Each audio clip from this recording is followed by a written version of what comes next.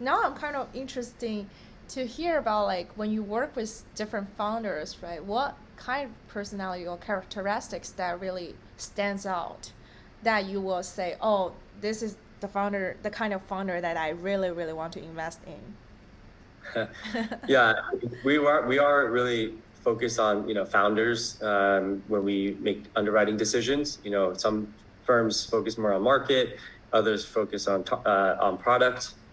We focus mainly on majority on founders because I think the product can always change and pivot, but the founders typically are staying the same, and they're the ones with the secret sauce and the forecast of the future.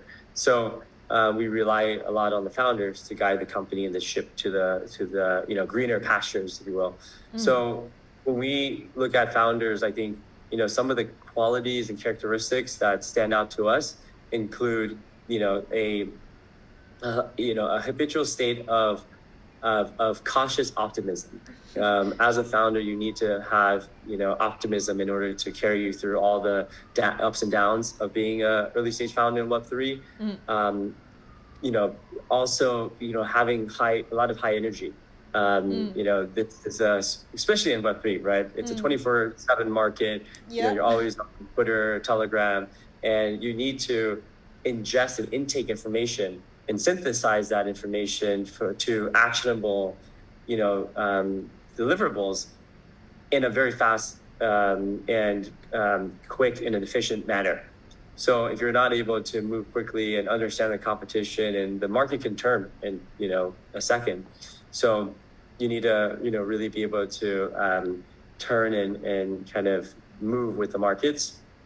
And so iterating fast is super, super important, and having that high energy to intake all that information and all that momentum is important. And then I think one thing, especially in this bear market, is founders that have high trustworthy factor, and somebody who can be trusted with not only the capital, obviously, because it seems to be like assumed thing, but within crypto, because a lot of the checks and balances that you have for a Web2 company may not exist, right? Boards are, I think, slowly becoming more of a thing where investors are taking board seats, but at the super early stages, in Web2 even, you don't have, even these, checks and balances that you typically would see. And because you're not necessarily dealing with, bank accounts, JP Morgan Chase bank accounts, but, wallets, that are harder to track. Right. And the checks and balances of maintaining good financial hygiene, security hygiene is important. And all of that comes down to the founders, right? Making sure that, you're backing very trustworthy, founders who can, be good stewards of capital in all markets, especially in this bear market. Yeah, those are a couple of the qualities I'd say top of mind for me. But, there's a lot of other, more low-hanging fruit qualities that are, apparently, very apparent that is very valuable, which is having some sort of differentiated insight on the specific market that you're going after. Do you have some sort of go-to-market that's relatively different and unique relative to all your competitors?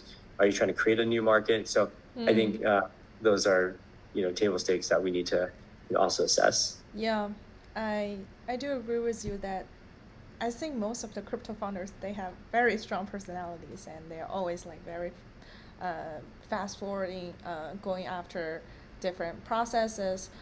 But just out of curiosity, let's say a founder, he founded several projects, right?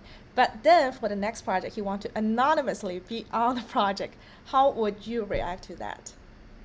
Yeah, that brings up like a more of a tangential point around the what I was talking about being kind of trustworthy and all that. I think in crypto, it's very easy to have multiple companies, multiple projects where you're anonymous or you're not.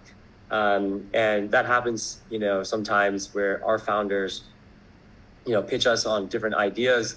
and they're raising, more capital, with a different token or a different, type of instrument. And, there are very few Elon Musks out there where, the investors would be okay having, one person run multiple companies, because it usually takes, 150% of your time to run one company. Right. But it's, it's sometimes surprising for people outside of the space to know that there are, founders that start multiple companies.